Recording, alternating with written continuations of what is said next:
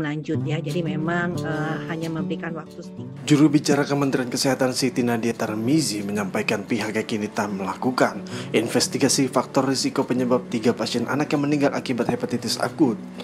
Oleh karena itu, Kemenkes belum menggolongkan 3 pasien tersebut hepatitis akut gejala berat. Saat ini Kemenkes sudah melakukan investigasi kontak dari para pasien.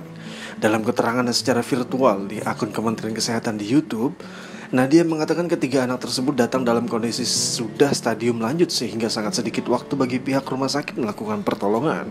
Pertama mengenai investigasi kontak yang sudah kita lakukan kepada 3 kasus ini.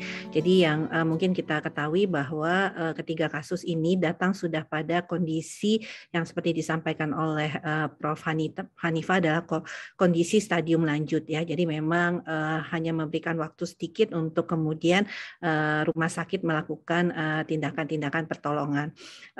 Ketiga kasus ini usianya 2 tahun, 8 tahun, dan 11 tahun. Yang 2 tahun itu belum mendapatkan vaksinasi, yang usia 8 tahun baru mendapatkan vaksinasi 1 kali, dan yang 11 tahun sudah mendapatkan vaksinasi. Ketiganya COVID negatif ya. Dan kita sudah melakukan bersama dengan Dinas Kesehatan Provinsi DKI melakukan investigasi kontak mengenai faktor risiko.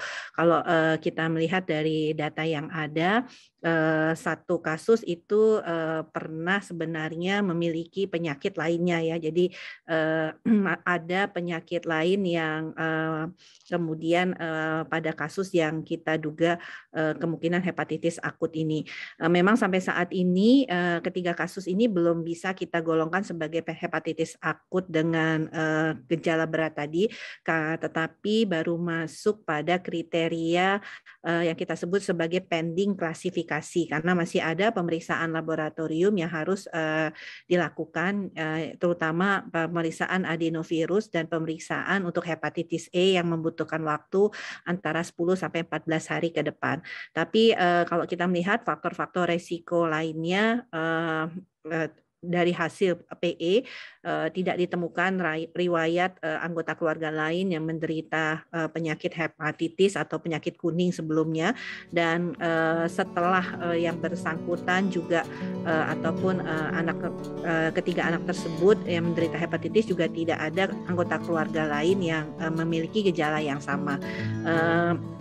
Keluhan utama seperti yang disampaikan oleh Prof. Hanifah adalah keluhan dari saluran cerna, yaitu sebelum kuning dan dibawa ke rumah sakit, ketiga pasien mengalami keluhan mual, muntah, dan diare yang hebat.